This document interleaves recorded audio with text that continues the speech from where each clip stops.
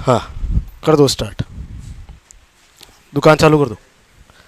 हाँ, good morning good morning good morning good morning good morning good morning good morning. अरे वाह वाह, RJ बाउन से गुड मॉर्निंग। वाह, आरजे बाउन क्या होता है, कहाँ का है आरजे बाउन, कहाँ का है भाई, पता नहीं। चलो, गुड मॉर्निंग आप सभी का स्वागत, अभिनंदन। आप बैठे हुए जिनका भी बहुत बहुत स्वागत, अभिनंदन। चलो, टॉपिक लिखो, टॉपिक लिखो। हाँ हाँ हाँ हाँ, गुड मॉर्निंग नवनीत, गौरव, राम प्रवेश, ओम प्रकाश जी, विनोद कुमार, अजीत कुमार, प्रिंस, लकी, गुजर, सोहन बुनकर, गुड मॉर्निंग सभी को, राम राम। हेडिंग डालो, मध्यकालीन भारत का इतिहास। मध्यकालीन भारत का इतिहास। अच्छा, आरजे बाउन शाहपुरा, वेरी गुड। नमस्ते, नमस्ते सोहनी।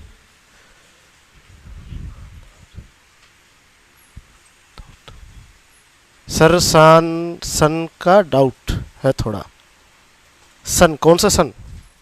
चलिए, आज नया कुछ स्टार्ट कर रहे हैं अपन, मध्यकालीन भारत का इतिहास। मैंने आपको बताया था कि मध्यकालीन भारत जो है वो कब से शुरू होता है, जब पहली बार भारत की भूमि पर मुस्लिम आक्रमणकारियों के कदम पड़े, तभी से अपन मध्यकाल शुरू करते हैं। हैं 1206 से 1500। हाँ बेटा, आज ही स्टार्ट है ANI राजस्थान, बिल्कुल बिल्कुल बिल्कुल, वाह, ऑल न्यूज इंडियन। चलिए, 1206 से किसने बताया, पहले तो ये बताओ मुझे आप। हाँ तो अच्छा, तुक्का मारे हो। चलिए, मध्यकालीन भारत, मैंने आपको बताया है कि भारत की भूमि पर जब पहली बार मुस्लिम आक्रमणकारियों के कदम पड़े, वही मध्यकाल शुरू होता है। पहली बार सफल आक्रमण, यूं कहूं कि सफल आक्रमण 712 में हुआ मोहम्मद बिन कासिम का भारत पर। उससे पहले आक्रमण तो कई हुए, लेकिन सफल नहीं हो पाए। हैं हैं साइरस, जो समझा नहीं, क्या कह रहा है। वो यूनानी थे, मुस्लिम नहीं थे। आई बात समझ में। मैंने कहा मध्यकाल कब से शुरू होता है, जब मुस्लिम आक्रमणकारी पहली बार भारत में आए। इससे पहले 712 से पहले तक तो क्या था कि आक्रमण करते थे लेकिन सफल नहीं हो पाए। पहली बार सफल आक्रमण हुआ था 712 में। अब इसके बारे में कुछ चीजें बताते हैं। सर अशोक सर की क्लास क्यों नहीं आ रही है, प्लीज बताएं। बताएंगे भाई, बताएंगे सर, डेली क्लास होगी। गुरुजी वैदिक टॉपिक, वैदिक वाला भी करेंगे बेटा। आज एक नया टॉपिक पढ़ लो, वैदिक वाला भी शुरू करेंगे। मध्यकालीन भारत, मध्यकालीन भारत के अंदर सबसे पहला है 712 ईस्वी के अंदर। 712 ईस्वी के अंदर आक्रमण कौन करता है, मोहम्मद बिन कासिम। इसका पहले एक बार अपन थोड़ा देख लेते हैं, कौन है, कहां का है, क्या सीन है। मुस्लिम धर्म नाम सुना है आपने, किसने शुरू किया, पहले ये बताओ, किसने शुरू किया मुस्लिम धर्म। मोहम्मद साहब ने शुरू किया, प्रॉफिट मोहम्मद, पैगंबर मोहम्मद साहब। मक्का, याद आ रहा है कुछ, मक्का से मदीना गए हैं, उसी को हज यात्रा कहते हैं। मदीना में उनकी डेथ हुई, 570 ईस्वी के अंदर उनका जन्म हुआ मक्का में। तो उनका जन्म हुआ मक्का। मक्का कहां पर है, अरब में, सऊदी अरब जिसे अपन कहते हैं आजकल, ठीक है, इतना सबको पता है। तो सबसे पहले मुस्लिम धर्म कहां पर आया, इस धरती में सबसे पहले मुस्लिम धर्म कहां पर आया, सऊदी अरब पर आया। ठीक, अब अरब में आने के बाद में इन्होंने अपना धर्म फैलाना शुरू किया। अरब से निकले, अरब से सबसे पहले गए आपके ईरान, इराक, तुर्की, सीरिया, ये वाला जो पूरा का पूरा एरिया था उसको कवर किया। ठीक, उन सबको धर्म परिवर्तित कराया तलवार की नोक पर। आई बात समझ में, सबको मुस्लिम बनाया। और फिर उन्होंने रुख किया किधर? भारत की तरफ। भारत की तरफ रुख करने का मेन रीजन क्या था? भारत की आर्थिक संपन्नता। भारत सोने की चिड़िया थी, बताया मैंने। उनको दिखती थी कि हां सोने की चिड़िया दिखती थी। हाँ भाई भारत क्या है? सोने की चिड़िया, उसको अपने को तोड़ तोड़ के लानी है। तो भारत की जो आर्थिक संपन्नता थी वही इनके आक्रमण का सबसे शुरुआती कारण रहा। एक मुख्य कारण मुस्लिम धर्म का प्रचार करना। क्यों? क्योंकि उस समय भारत के अंदर मुस्लिम धर्म आया ही नहीं था, तो मुस्लिम धर्म का प्रचार प्रसार करना। एक बात याद रखना, अरब से निकला हुआ मुस्लिम धर्म पूरे मिडिल ईस्ट में फैल गया, लेकिन भारत को पूरी तरीके से मुस्लिम देश में नहीं बदल पाया। उसके पीछे रीजन क्या रहे? उसके पीछे रीजन रहे अपने यहां के राजा महाराजा शासक, जिन्होंने कई सालों तक उनका प्रतिकार किया, अपनी संस्कृति को बचाए रखा, अपने सनातन धर्म को बचाए रखा, कई कुर्बानियां दे दी, कई युद्ध लड़े, औरतों ने बेचारे जोहर कर लिए, आदमियों ने केसरिया कर लिया, लेकिन है ये बताएंगे बेटा, अभी सीधा दूसरी मंजिल पे नहीं कूदना, सीढ़ियों है, हाँ ग्राउंड फ्लोर से इस पे से आना है। लेकिन कालाबाजारी हो रखी, काहे की? क्या चल रहा है? साउंड ठीक नहीं है, पास में रखूं, दूर रखूं? अब ठीक है? अरे अब आ रही क्या आवाज? अपने को तो आ रही। चलिए, तो इनके क्या होता है कि एक शब्द होता है, कभी नाम सुना इसका? ये शब्द सुना हुआ है कभी? हंसी क्यों आई भाई खलीफा के नाम से? जहां तुम पहुंचे हो वहां से वापस आ जाओ। यह नेता है, धार्मिक नेता है, कोई और नहीं है। आई बात समझ में? बस तुम तीन चारों की समझ में आई। ध्यान थोड़ा कम दिया करो मोबाइल में। खलीफा, खलीफा इनकी एक पदवी है। क्या है? उपाधि है। मुस्लिम धर्म का सर्वमान्य सर्वोच्च जो नेता होता है उससे कहा जाता था क्या? खलीफा कहा जाता था। राजा कितने भी होते थे इनके, अब भी साउंड ठीक नहीं है, अरे यार ठीक है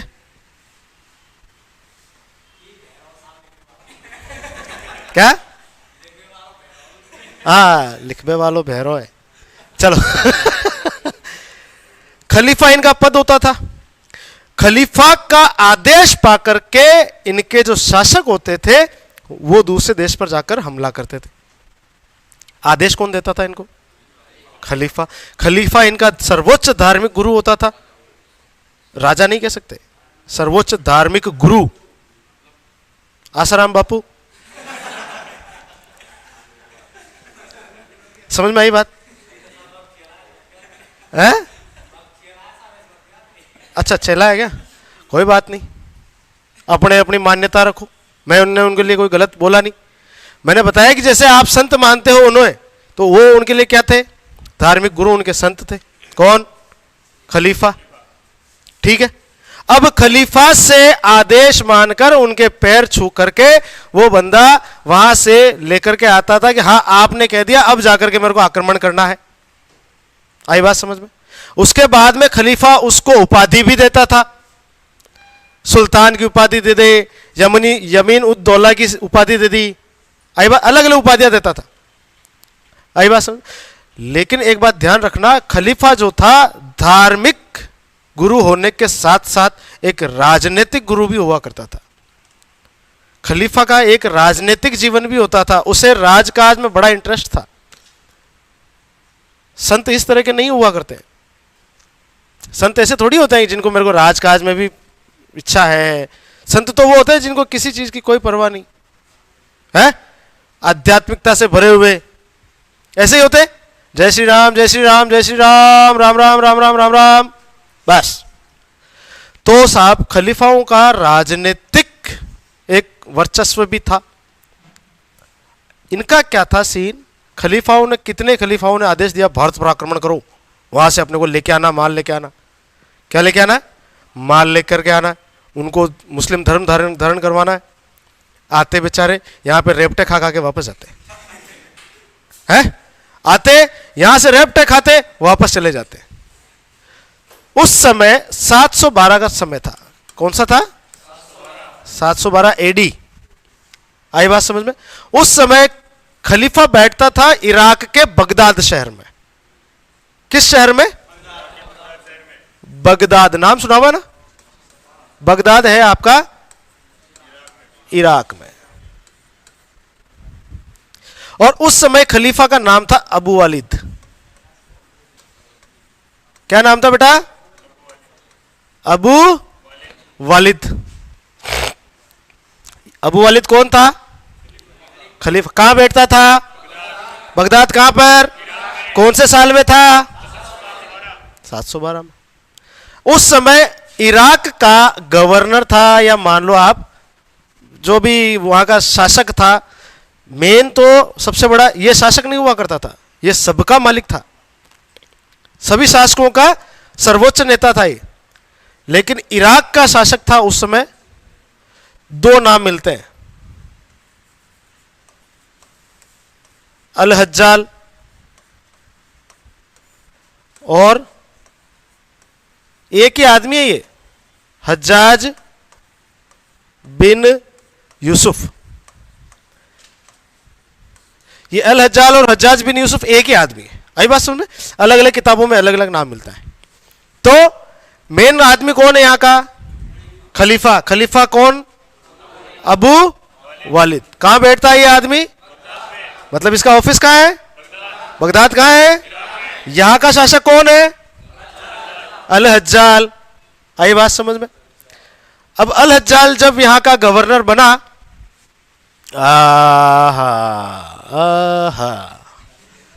ठीक है,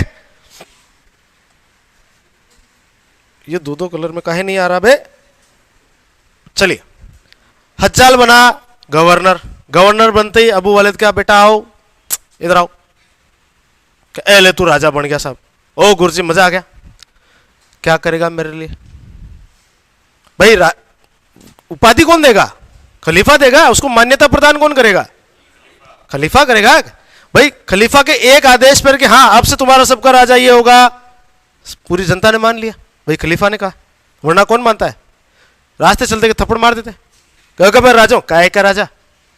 खलीफा ने कह दिया तो मान, हाँ भाई खलीफा ने कहा है ये राजा है, ठीक, चल तेरे को राजा बना दिया, अब तू मेरे लिए क्या करेगा? बोलो गुरुजी क्या करूं? भारत पर हमला करना पड़ेगा।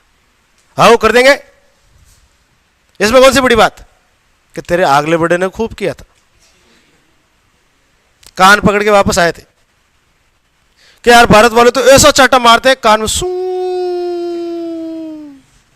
की आवाज आती है, इसके अलावा सुनाई नहीं देता। आई बात सुन। अब यहां पर अरे मैं लेके आता हूं, तुम चिंता क्यों करते हो? भारत मेरा है। कौन बोला? अल हज्जाल। आई बात समझ में? अल हज्जाल का भतीजा था, नाम था उसका मोहम्मद बिन कासिम। 16-17 साल का, ठीक है। काका जी मेरे ब्याह करवा दो, मन्ने एक बीननी ला दो। किसको कह रहा है काका जी? कौन इसके? अल हज्जाल। बेटा लाशा पहली मारो एक काम कर, पहली बीननी ले आओ। कहा पहली एक काम करना पड़े। काम बोलो कि भारत पे आक्रमण करना पड़ेगा और तू जाएगा आक्रमण करने। ठीक गुरुजी। मोहम्मद बिन कासिम ने सोचा कि यार साला पहले जाकर के खर्च हो गए तो शादी रह गई अपनी। तो मेन काम तो जीवन में जो करने आए थे वो तो रह गया, है कि नहीं भाई? रह गया वो काम। तो क्या करे भाई साहब? कहा काका जी पहले ब्याह करा दो, मार पहले ब्याह करवा दो। ठीक है यार, तो अल हज्जाल ने अपनी पुत्री का विवाह कर दिया इसके साथ। भाई जल्दबाजी में कहीं लड़की मिल नहीं रही, ले मेरी बेटी है तो इसी से कर ले, ब्याह कर ले। मोहम्मद बिन कासिम की शादी होगी किसके साथ में? अल्लाह जाल की पुत्री के साथ में। तो अब ये काका भी रहा और ससुर भी बन गया। भाई अब तो राजी, आओ राजी, अब हमला करेगा, करेंगे तो सही, लेकिन बहाना क्या मारेंगे भाई, भारत पे हमला क्यों किया? यार ये बात भी सही है भाई, सिर्फ लूटने के हिसाब से करेंगे तो सब अपने को लुटेरे कहेंगे। क्या बहाना मारे साहब? बहाना क्या रखा? उस समय खलीफा जो था अबू वालिद, इसका मित्र हुआ करता था श्रीलंका का राजा। कहां का भाई? श्रीलंका में उस समय बौद्ध धर्म था। क्या हो रहा है भाई?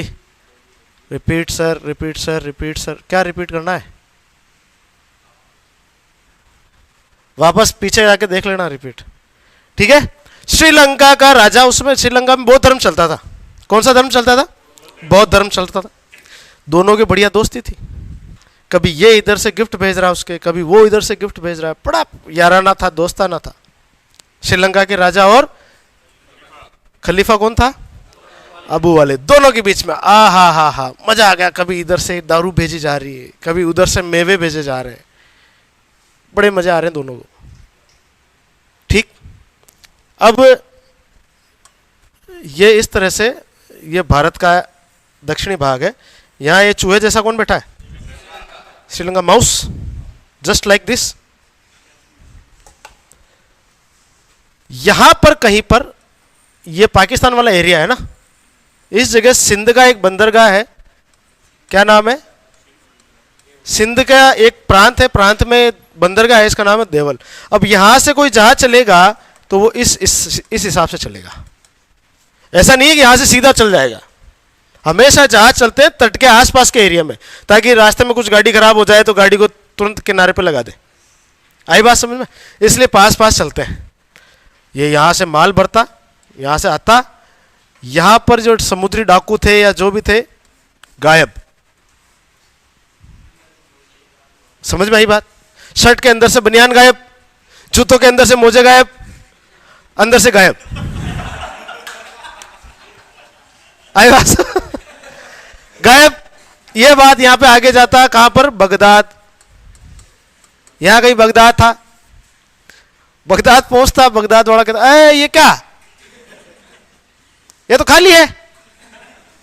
हाँ तो कहां गए? अरे हमको क्या पता, वापस बुलाओ। यहां से वापस चले, वापस आया, फिर गायब।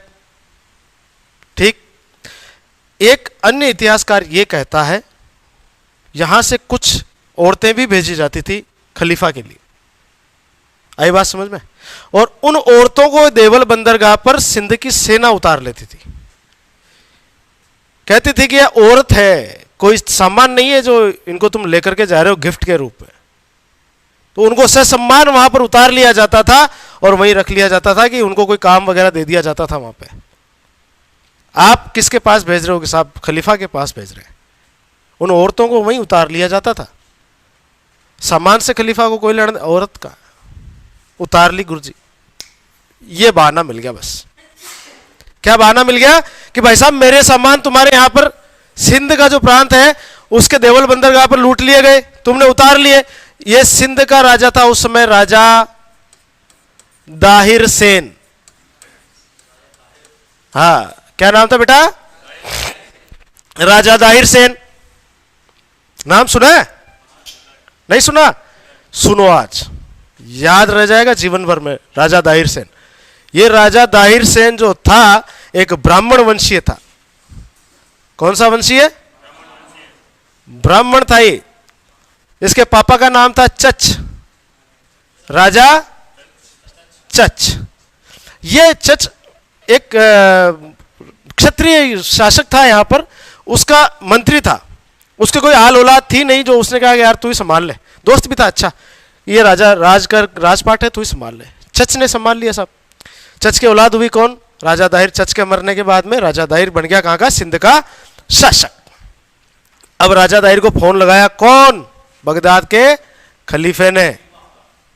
हाँ, मतलब खलीफा ने फोन लगाया। संदीप का सुपर क्लास सर जी, सुपर आज भी भेजी जाती है सऊदी अरब। हाँ हाँ हाँ हाँ हाँ हाँ हाँ हाँ हाँ, वाह वाह वाह वाह, ओके ठीक है। इसने लगाया फोन भाई साहब को, भाई हाँ के मेरा सामान कुछ तेरे पास में है। मन कौन बैरो भाई साहब कि तेरे आदमी ने उतार लिया, देख के बताता हूँ, फोन काट दे। फिर 4-5 दिन हो गए, भाई साहब मेरा सामान मिला, नहीं मिला। फिर 4-5 भाई साहब सामान मिला, हाँ मिल तो गया, तो भेजो अब। हाँ ये कोई सामान थोड़ी है, ये तो औरतें हैं, तो वही तो सामान है, ना भेजूंगा भाई, बिल्कुल नहीं। मैंने इनको अपनी बहनें बना ली है और अब ये मेरे राज्य में रहेंगी। तो देख ले फिर लड़ाई के लिए तैयार, अरे तैयार आ जाके तो लड़ाई से डरता हूं क्या तेरे से, कि तू खुद ही आइयो। मैं तो कौन हूं, मैं आदमी भेजूं, को भेज दे। आदमी भेजा, किसको भेजा? मोहम्मद बिन कासिम को, मोहम्मद बिन कासिम को। वही काका जी मेरे ब्याह करा दे। कब भेजा? 712 ईस्वी में। ये इस समय था मात्र 17 साल का। आई बात सुन, खून गरम नया जोश। मोहम्मद बिन कासिम आया, नहीं जीत पाता ये। मैंने बताया था बगदाद का मित्र था कौन, कौन से समाज से था ये, कौन से धर्म का था? बौद्ध धर्म का। और उस समय बौद्ध भिक्षु इस जगह पर भी निवास करते थे। आई बात समझ में? सिंध में निवास करते थे। इन्होंने एक चुपचाप एक व्हाट्सएप ग्रुप बना करके चैट करके मैसेज कर दिया, भाई साहब उधर से अपना कासिम आ रहा है, इनको जितनी हो सके हेल्प करना। तो मोहम्मद बिन कासिम की सिंध जीतने में सहायता करी बौद्ध भिक्षुओं ने। किसने करी बेटा? बौद्ध भिक्षुओं ने, वरना वो जीत नहीं पाता। अच्छा, संजय कुमार मोहम्मद बिन कासिम की वाइफ का नाम? अरे तेरे को क्या करना है उसकी वाइफ का? क्योंकि सर पढ़ाते मस्त रहते हैं। क्या है, मोहम्मद बिन कासिम को भेजा 713 ईस्वी में, 712 में भेजा बेटा, पंजाबी म्यूजिक। 713 में नहीं भेजा, ठीक है? बात समझ में आई? यहां तक नहीं आई? पहले तो ये बताओ, सिंध के अंदर 712 में किसने आक्रमण किया? मोहम्मद। किसके कहने पर किया? खलीफा ने इसको डायरेक्ट थोड़ी बोला था। इराक का गवर्नर कौन था? अल हज्जाल। नाम याद रखना, क्या नाम था? अल हज्जाल। और अल हज्जाल को आदेश किसने दिया? खलीफा को। का नाम जो? अबू वलीद। बात याद रह जाएगी। अबू वलीद ने सरकाया किसकी तरफ? अल हज्जाल की। अल हज्जाल ने मोड़ दिया किसकी तरफ? कासिम की तरफ। आई बात सुन। 712 में जब आक्रमण किया तो इसका साथ किसने दिया? बौद्ध भिक्षुओं ने दिया, ठीक है? रावर का युद्ध, उस समय सिंध की राजधानी थी रावर। रावर में युद्ध हुआ, इसको कहते हैं रावर का युद्ध। बहुत भयंकर युद्ध हुआ साहब। अंदर की सारी जानकारी दे दी थी मोहम्मद बिन कासिम को। किसने?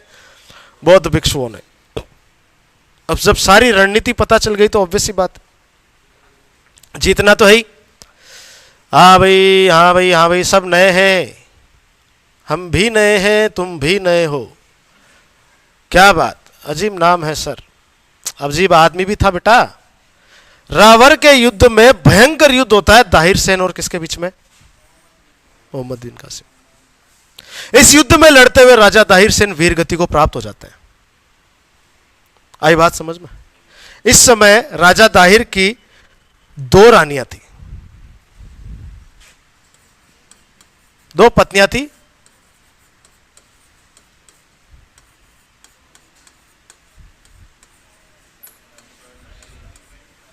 रानी बाई और लाडी बाई। ये तो इसके साथ में युद्ध भूमि में लड़ी। किसके साथ में? राजा दाहिर के साथ में। और इसने किया जौहर। ये भारत का पहला जौहर है, ये बात ध्यान रखना।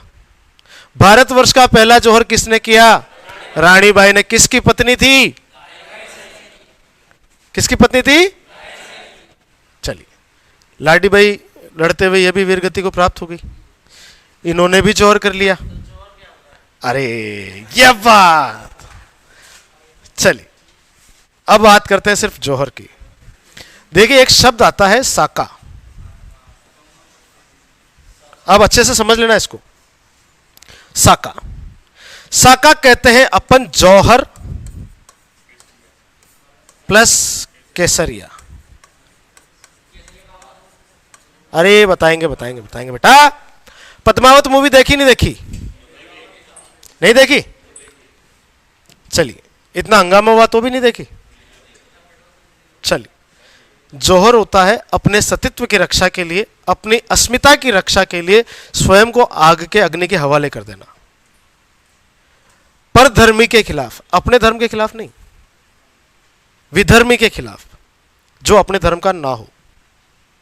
आई बात समझ में? कभी भी जौहर का उल्लेख आपको नहीं मिलेगा कि किसी हिंदू राजा ने हिंदू राजा पर आक्रमण किया हो और वहां की महिलाओं ने जौहर कर लिया हो। उसके पीछे रीजन क्या था? क्यों? हिंदू राजा अगर हिंदू राजा पर आक्रमण करता था तो कभी महिलाओं के लिए नहीं करता था, उसकी टेरिटरी बढ़ाने के लिए करता था या दुश्मनी निभाने के लिए करता था। और यदि मुस्लिम शासक किसी हिंदू राजा पर आक्रमण करता था तो वो एक तो टेरिटरी भी बढ़ाना चाहता था, प्लस दूसरी बात है उनकी महिलाओं को भी लेना चाहता था। इसलिए जब मुस्लिम आक्रमणकारियों ने हमला किया तभी जाकर के जौहर हुए। हिंदू आक्रमणकारी के टाइम में कभी जौहर नहीं हुआ, यह बात ध्यान रखना।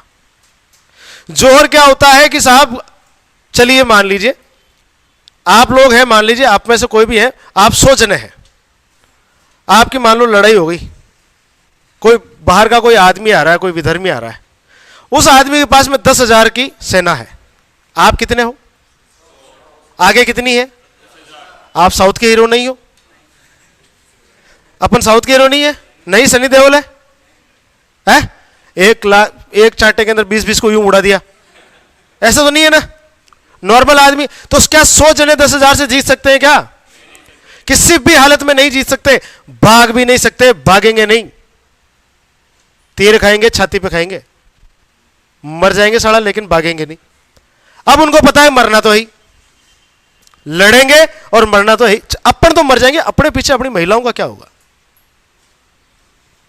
अपने पीछे अपनी जो बीवियां हैं, अपनी माएँ हैं, अपनी जो बहनें हैं, उनका क्या होगा? हम तो मर जाएंगे, ये आकर के इनकी इज्जत लूट जाएंगे, ये ले जाकर के अपने वहां पर अरब कंट्रीज में ले जाकर उनको नंगा खड़ा करके बाजार में बेचेंगे।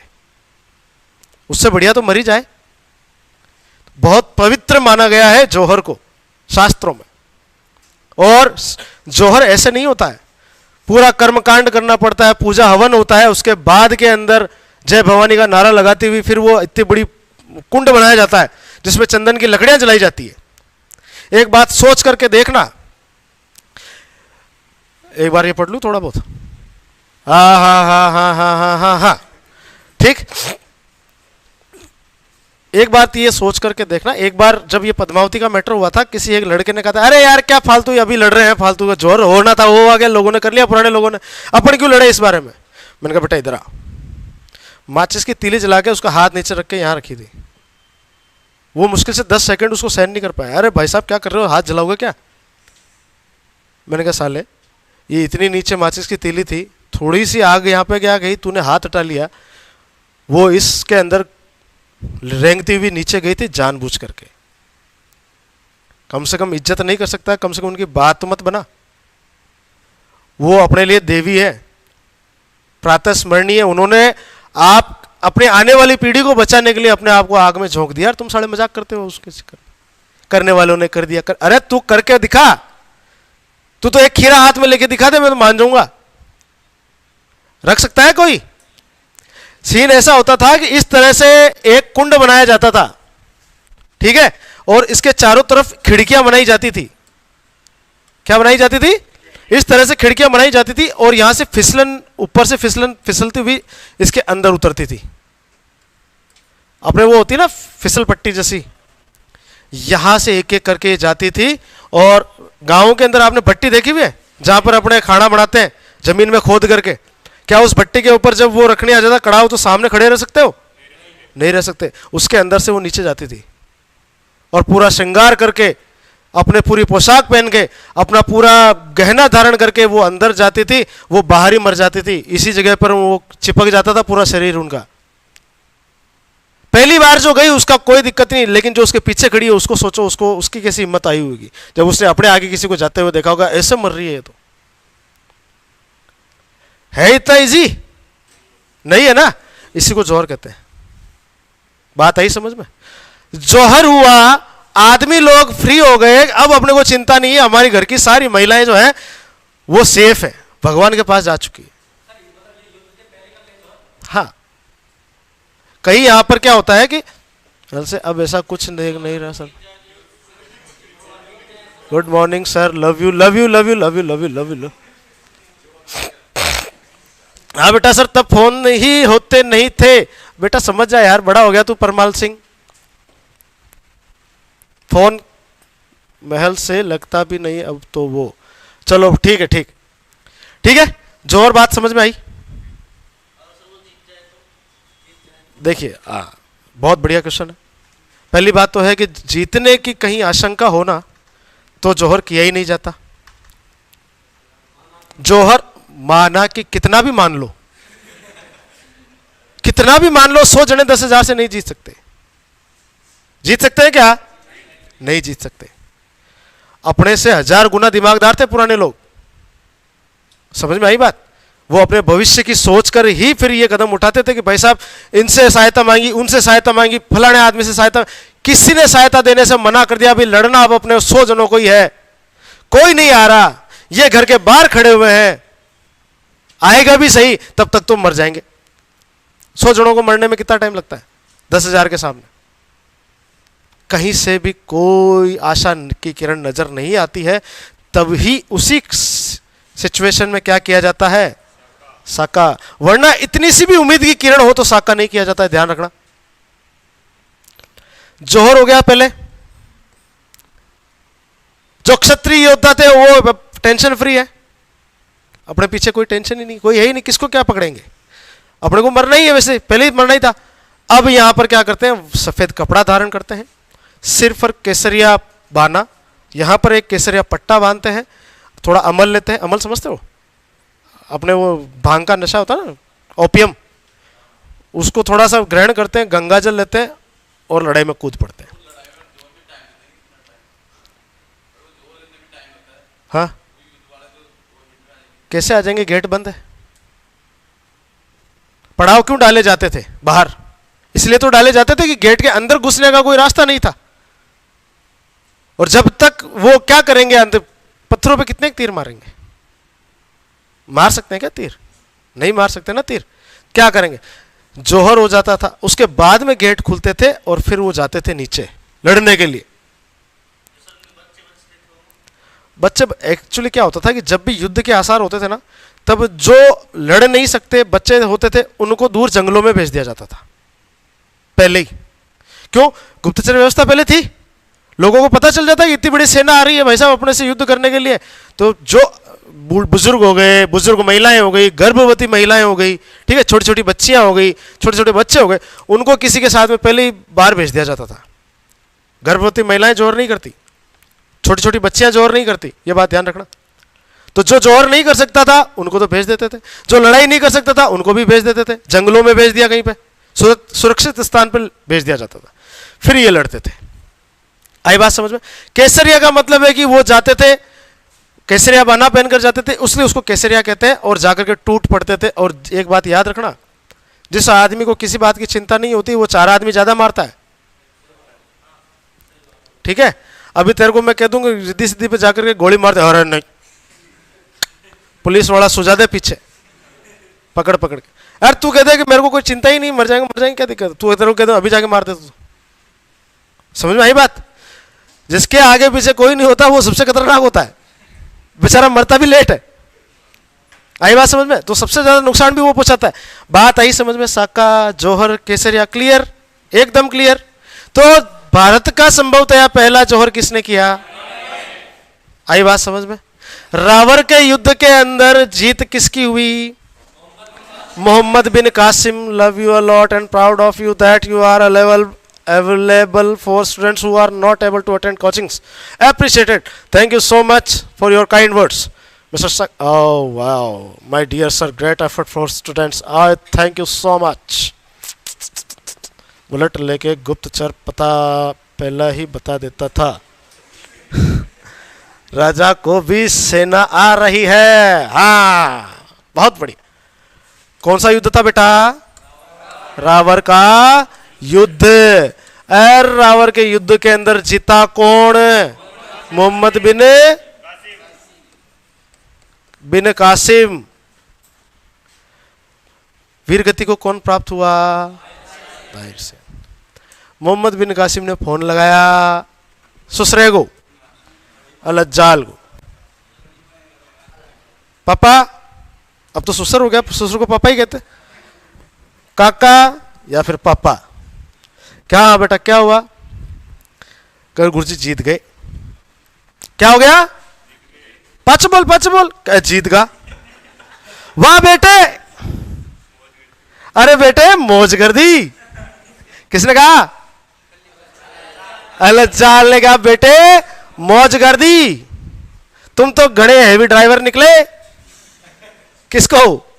मोहम्मद बिन कासिम को। बहुत मजा आ रहा है, हमें भी मजा आ गया। चलिए, अब मोहम्मद बिन कासिम को इस युद्ध के दौरान उसकी 2 पुत्रियां मिल गई। किसकी? राजा दाहिर सेन की 2 पुत्रियां थी। एक का नाम था सूर्या, एक का नाम था परमाल। बड़ी सुंदर बच्चियां सैनिकों का वेश धारण करके अपने जो घायल हुए सैनिकों का था उनको लेके जा रही थी।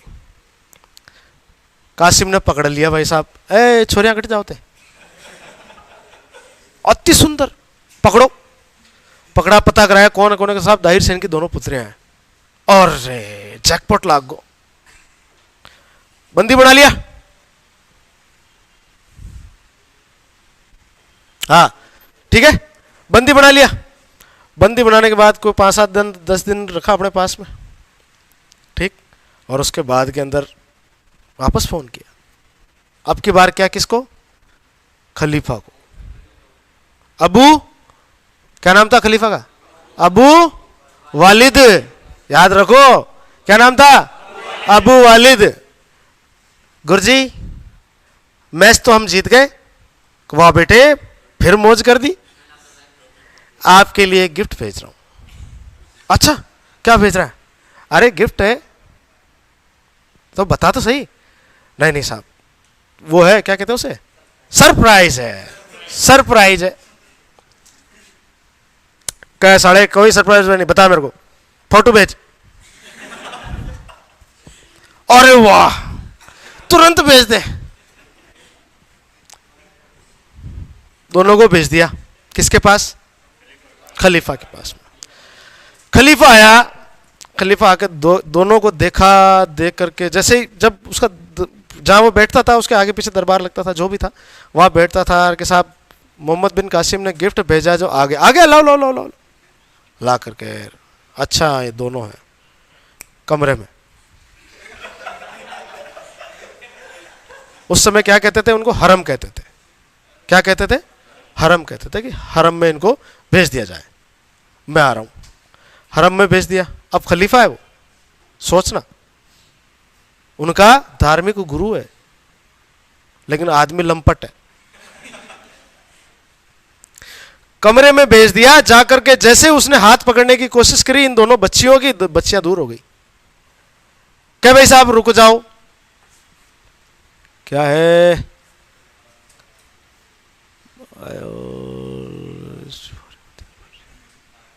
ठीक, तो हाथ पकड़ने लगा, दोनों बच्चियां दूर हो गई।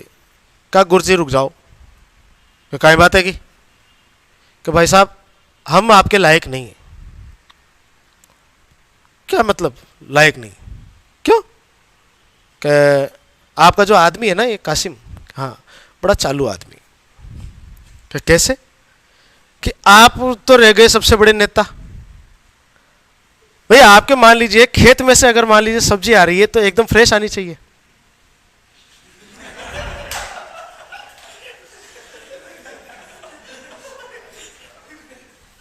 किसके समझ में नहीं आया? कार्टून नेटवर्क देखो, जिसके समझ में नहीं आया, भाई आपके खेत में से जो सब्जी आ रही है तो आपके लिए फ्रेश आनी चाहिए, किसी की झूठी थोड़ी आनी चाहिए। तो यूं समझ लो कि सब्जी तेरे मोहम्मद बिन कासिम ने झूठी कर दी। औरत तो भाई साहब अब आ गया गुस्सा, किसको? खलीफा को। उस नामाकुल की इतनी जरूरत आ गए।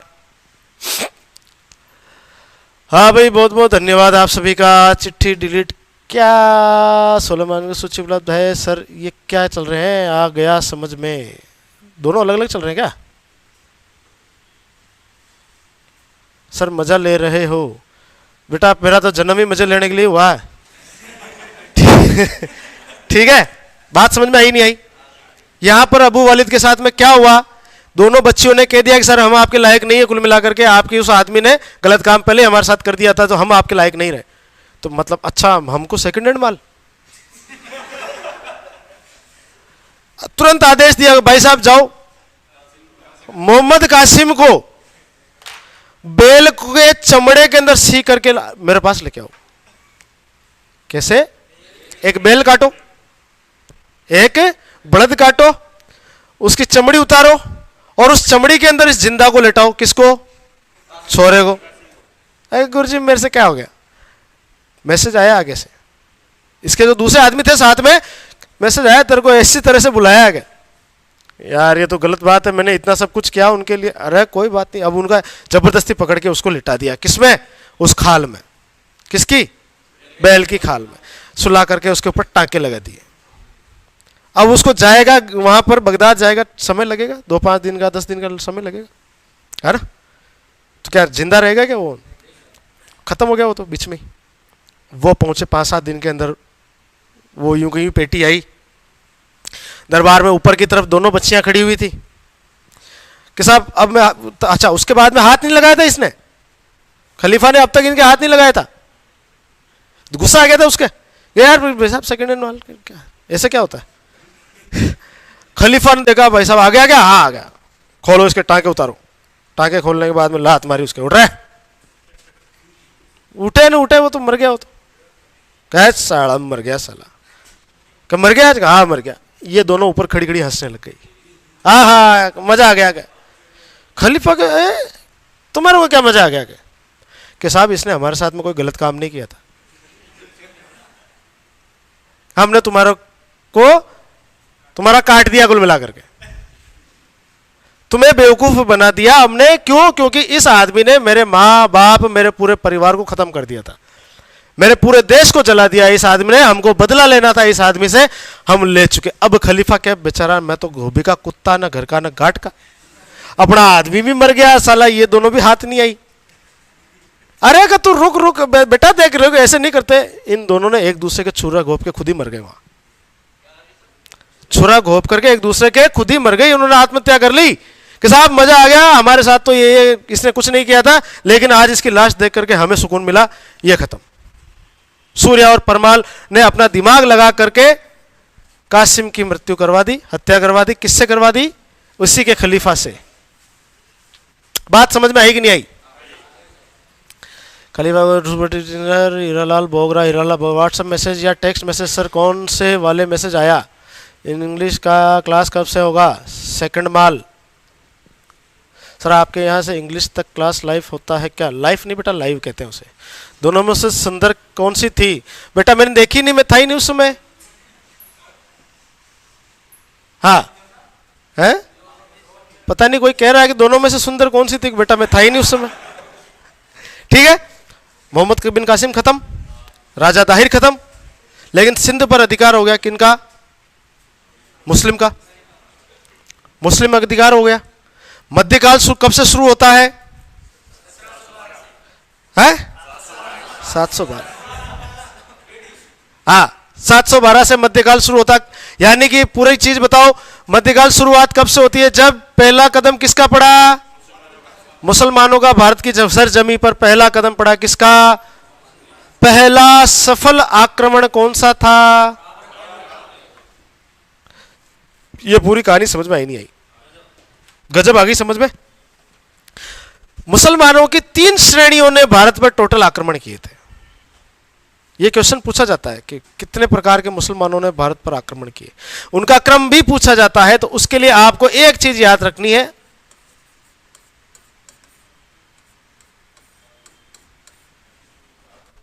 अब तू गा। क्या गा?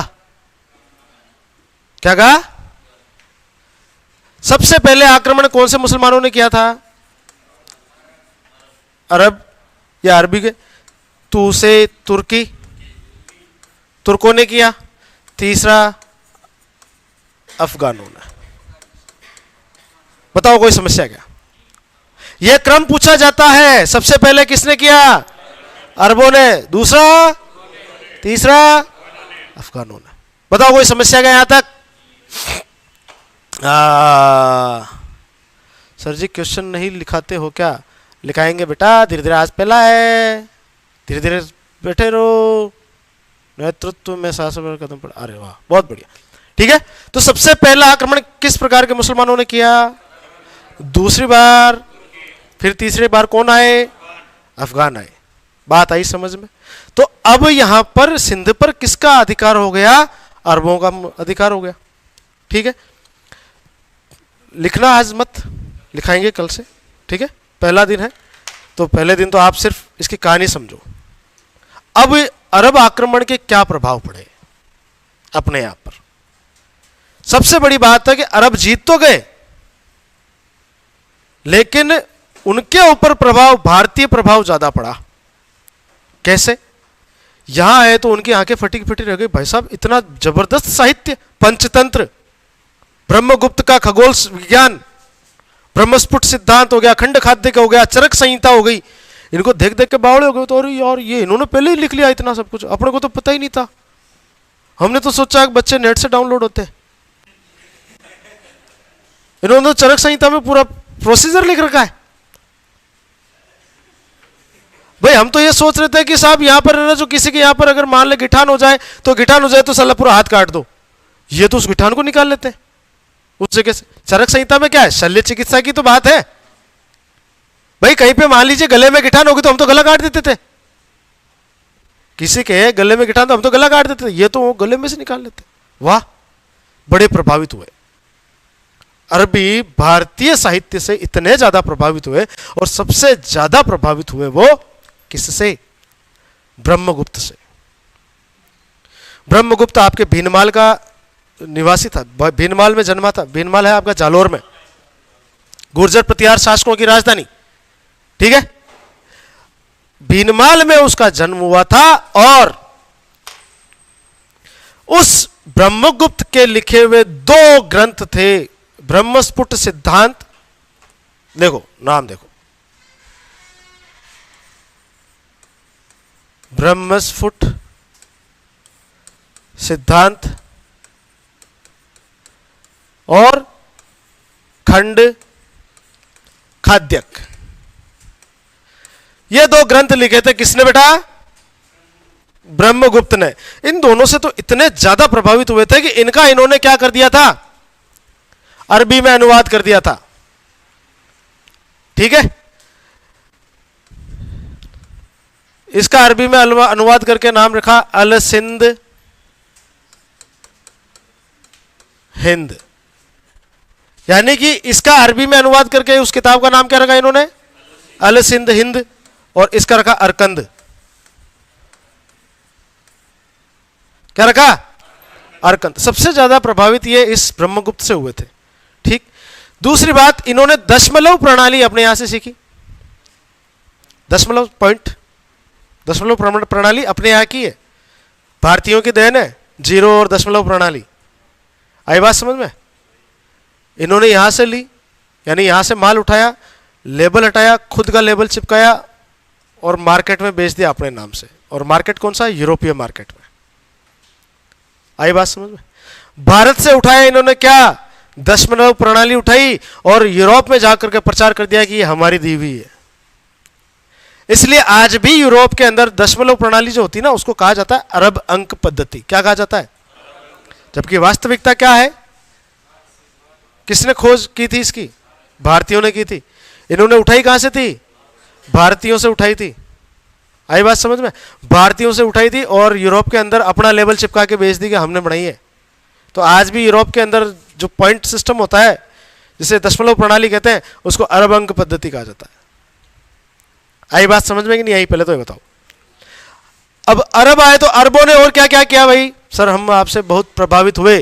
Fantastic, you are great sir, really super study, वाह वाह वाह भाई,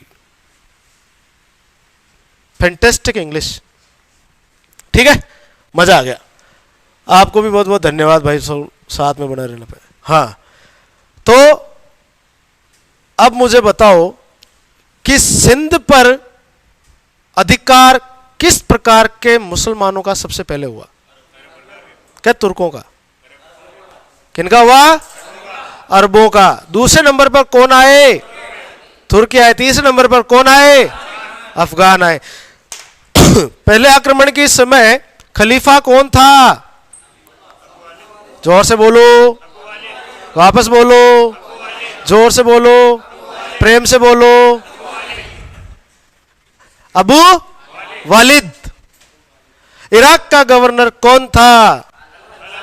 जोर से बोलो, अल-हज्जाल। खलीफा कहां बैठता था? बगदाद। कहां पर? तात्कालिक कारण क्या था युद्ध का? क्या कारण बताया उन्होंने? वो तो एक इनका मेन कारण था। तात्कालिक यानी उन्होंने बहाना क्या बनाया कि अपन क्यों कर रहे हैं? साहब हमारा जहाज लूट लिया। आई बात समझ में? तात्कालिक कारण में क्या रहेगा कि साहब हमारा जहाज लूट लिया। ठीक है, कहां पर आक्रमण किया? कब किया? किसने किया? मोहम्मद बिन कासिम ने। किस पर किया? कहां का शासक था? राजधानी क्या थी? युद्ध कहां हुआ? इसलिए इस युद्ध को क्या कहा जाता है? रावर का युद्ध कहा जाता है। चलिए, दाहिर सेन की रानी का नाम है? रानी बाई। और जोर से बोलो, प्रेम से बोलो, एक साथ बोलो। रानी बाई और लाडी बाई। वहां भी वो राती जी के वाली लुगाई तो नहीं है ना कोई? पीछे से रानी बाई और लाड बाई। पहला जोहर भारत का किसने किया? रानी बाई। वाह, बहुत शानदार बच्चे हो तुम। दोनों बच्चियों के नाम बता दो। देख क्या है नाम? सूर्या और परमाल। क्या किया उन दोनों बच्चियों के साथ? अरे क्या किया उन दोनों बच्चियों के साथ? गिफ्ट के रूप में भेजा। किसको? खलीफा। किसने भेजा? मोहम्मद बिन कासिम ने। मोहम्मद बिन कासिम की मृत्यु कैसे हुई? हाँ, खलीफा का किसने काटा? पागल किसने बनाया? मतलब खलीफा को पागल किसने बनाया? है? सूर्या और परमाल ने।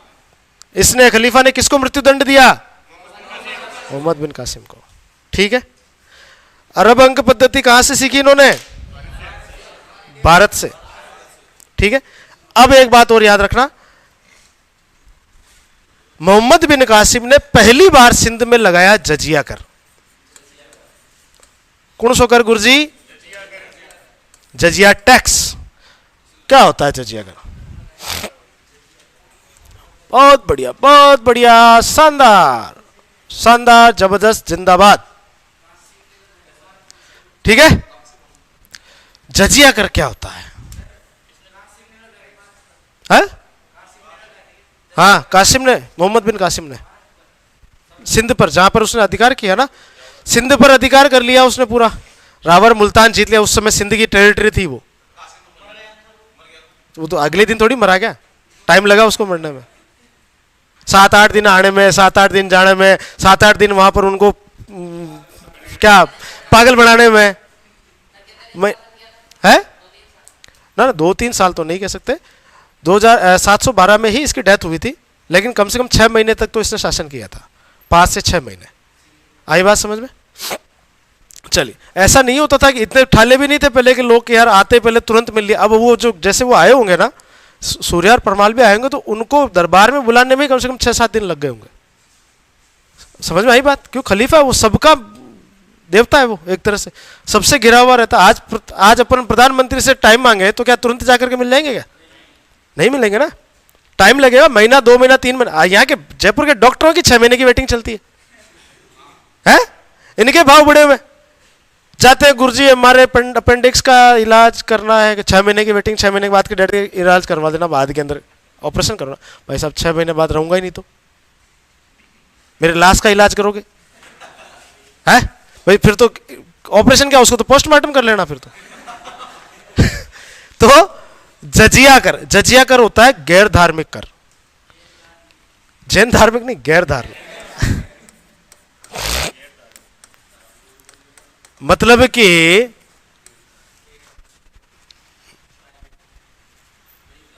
ये व्हाइट शर्ट तू 16 सोमवार कर रहा है, मान ले 16 सोमवार के व्रत कर रहा है भाई, सुंदर कन्या चाहिए तेरे को, तो उसके लिए 16 सोमवार कर रहा है, तो शंकर भगवान को क्या जल चढ़ाना पड़ेगा? है सोमवार को भाई साहब लोटा लेकर के, आंकड़े के कुछ पत्ते लेकर के, बील पत्र लेकर के, थाली लेकर के जा रहे, बढ़िया लुंगी उंगी में, धोती में, पंडित बन के तिलकधारी, मंदिर में घुसने लगे तो पहले रोक दिया, अरे किधर कि जल चढ़ाऊंगा। कहा कि महादेव जी के टैक्स दिया था क्या? पर्ची ला बेटा। काय को टैक्स? कि जजिया कर लग चुका है बेटा यहाँ पर, तो भगवान की तो मेरे तो जल चढ़ाना है, काय का टैक्स है? इसी को जजिया कर कहते हैं। अपने भगवान की पूजा करनी है तो पहले टैक्स दो, अपने मंदिर में घुसना है तो पहले टैक्स दो। हाँ रुपया ले बे, रुपया ले बे। टैक्स किसे कहते हैं फिर? वही तो कहते हैं, क्या किडनी थोड़ी मांग लेते हैं टैक्स में कि नहीं तेरी 2 किडनियां निकाल के दे दे मेरे को, ये टैक्स है। पैसा देते थे। क्यों देते थे? जजिया अगर इसलिए लगाया जाता था ताकि अगर कोई धर्म चेंज नहीं कर रहा है तो वो इतना उसको पैसों से गड़बड़ी कर दो कि वो लास्ट में जाकर के यार मैं मुस्लिम धर्म धारण कर देता हूं, यार क्या है, मेरे भगवान को पूछने के लिए तुम पैसा मांग रहे हो मुझसे। तो तू गया मान ले लेकर के लोटार, भाई साहब मेरे को तो यार मेरे को लड़की चाहिए यार, भाई सुंदर कन्या चाहिए, जल चढ़ाने दो मेरे को, 16 क्या 15 हो गए, एक ही तो बाकी रह रहा है मेरा। एक छूट गया भगवान रूस जाएंगे, फिर 16 करने पड़ेंगे। हाँ टैक्स ये फटाफट जाएगा, घर जाकर के पैसा लेगा, लाइन में लगा एकल खिड़की पे ताड़ ताड़ ताड़, भाई साहब जल्दी करो मेरा टाइम निकल जाएगा। पंडित जी ने टाइम बताया हुआ इस टाइम पे ही देने पर सुंदर कन्या मिलेगी, वरना हो सकता है लड़का मिल जाए। है तो भाई साहब लगा लाइन पर जाकर के पैसे से दिए, पर्ची लगे पाग, हाँ तो भाई साहब ये पकड़ो, अब तो चढ़ा दो, 5 मिनट रह रहे हैं भाई साहब चढ़ाने दो। हाँ तो जा, इसको क्या कहते हैं बेटा? जजिया कर। बताओ समझ में आएगी बात? नहीं आई बात? आ गई। ये जजिया कर भारत में पहली बार किसने लगाया? मोहम्मद बिन कासिम ने। कहाँ लगाया? सिंध में लगाया। 712 में, 712 उसने 712 में आक्रमण किया था, 712 में मर गया था, और वो इतना से ही उसने किया था। बाद के अंदर उसका कोई नया आदमी भेज दिया था।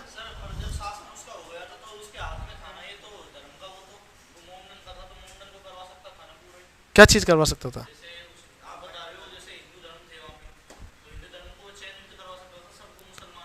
हाँ हाँ करवा सकता था। प्रेशर से तो फिर बचेंगे कौन?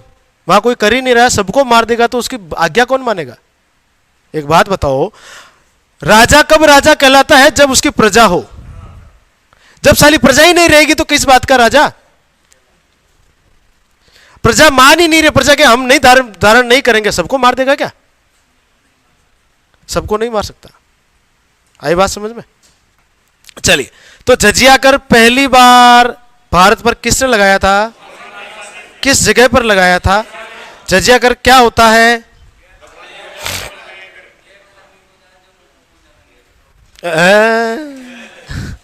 कौन सा गीत गायब है? गैर धार्मिक कर। याद रह जाएगी बात? ठीक है। इसने एक क्या क्या मकतब की भी स्थापना कर दी जाते ही।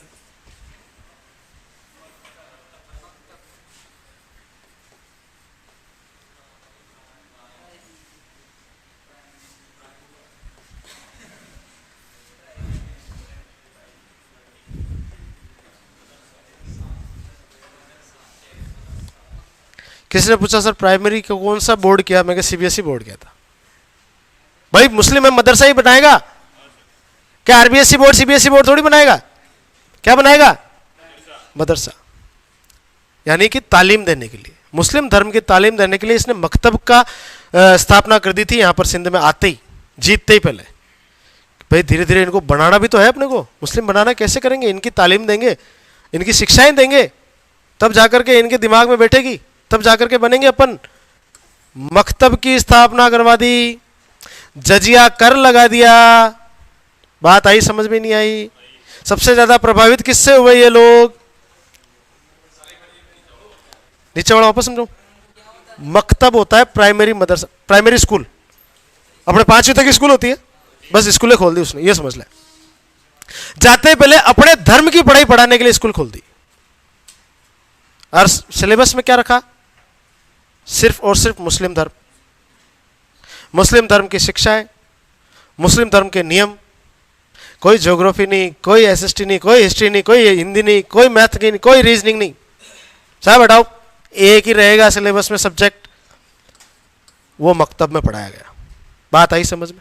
मकतब समझ में आ गया, जजिया कर समझ में आ गया। थे लोग, वाह बहुत बढ़िया, बहुत बढ़िया, बहुत बढ़िया, बहुत बढ़िया, बहुत बढ़िया। काश हम आपके सामने बैठ के पढ़ रहे होते सर, काश हम आपके सामने आ जाता। बेटा सामने आ जाता। ये रहा जयपुर में, कितना दूर है। तो मकतब समझ में आ गया, जजिया कर समझ में आ गया, ठीक है। और पूरा रावण का युद्ध समझ में आया, आ गया। पहला जौहर किसने किया भारत का? रानी देवी ने किया था, रानी बाई ने किया था। किसकी पत्नी थी? राजा दाहिर सेन की पत्नी थी, ठीक है। पहला मुस्लिम आक्रमण किसने किया? कब किया था? सबसे ज्यादा प्रभावित वो किससे हुआ था भारत में? मतलब ये अरब लोग किससे हुए थे? ब्रह्मगुप्त से। किससे हुए थे? ब्रह्मगुप्त एक खगोल शास्त्री था। खगोल शास्त्री मतलब समझते हो? आकाश की बातें करता हो, खगोल। खगोल मतलब कि अंतरिक्ष की बातें करता हो। ये घोड़ा इधर घूम रहा, वो इधर घूम रहा, ठीक है, इस तरह की बातें करता हो, उसी को खगोल शास्त्री कहते हैं। बात आई समझ में? नहीं आई? पहले तो ये बताओ, आज की क्लास में कोई समस्या है क्या? नहीं। किसी को हो तो अभी कभी पूछ लेना, वरना फिर बाद में तुम भी गजनी मैं भी गजनी, ठीक है। चलिए आज के लिए काफी है, बहुत बहुत धन्यवाद।